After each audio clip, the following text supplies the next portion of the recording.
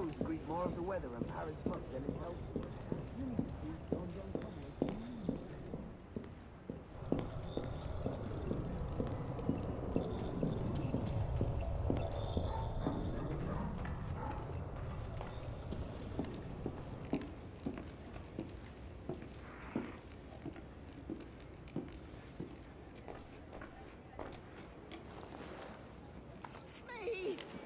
My love, as I write this, you are asleep.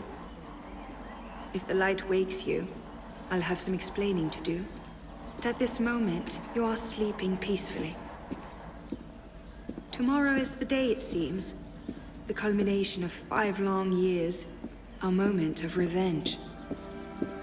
So why can I not quiet this part of me, which fears that, at the tipping point, you will flinch? Is it that I fear you loved my father less than I? Or do I doubt your resolve to strike the killing blow? I do not think so. Rather, I fear that you have lost so much already, that you cannot bear to lose more. I think that you would let Germain rule France if you thought it would save me. Have you ever known me to need saving? Have you ever had cause to think that I would accept it if it were offered? My fate is my own. My choice is my own. If somehow we both return from this, I will burn this letter. If you are reading it now, then I made my choice there in the temple. Know that I made it gladly. And do not take the burden of it onto yourself.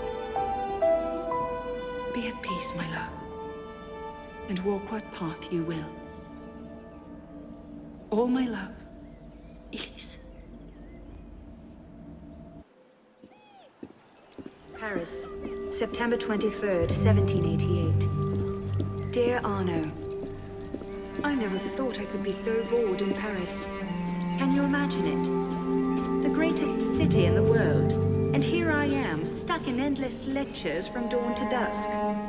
It's worse than that winter was spent in Strasbourg. Do you remember? When it snowed for a week straight, and we couldn't leave the house, and all the books in the library were in German. We convinced that cook the house was haunted by some young Frankish prince, and the poor man refused to leave his kitchen without a rosary in one hand and a Bible in the other. I miss those days. The things I'm learning from Father's friends are... well, I wish I could tell you about them. Someday, perhaps. But not now. And not like this. But still, I find myself missing those days. Missing home. Missing you. Next time Father comes to Paris, you must persuade him to bring you along. I remain always your Elise. I hope I know what I'm doing.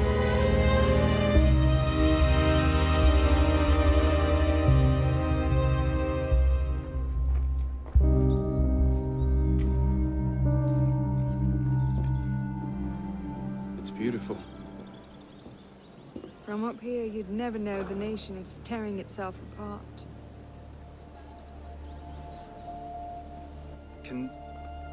Can things ever go back to the way they were before, do you think?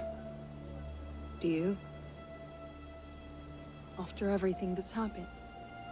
Everything we've lost. So that's it then. The course of history forever altered, never again to return. Maybe we can't go back. But going forward isn't necessarily an ending. Elise,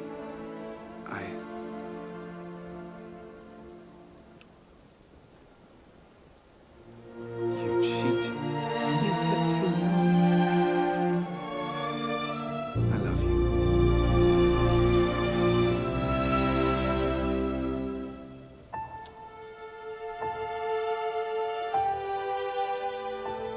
The creed of the Assassin Brotherhood teaches us that nothing is forbidden to us, Once, I thought that meant we were free to do as we would. To pursue our ideals no matter the cost. I understand now. Not a grant of permission, the creed is a warning. Ideals too easily give way to dogma. Dogma becomes fanaticism.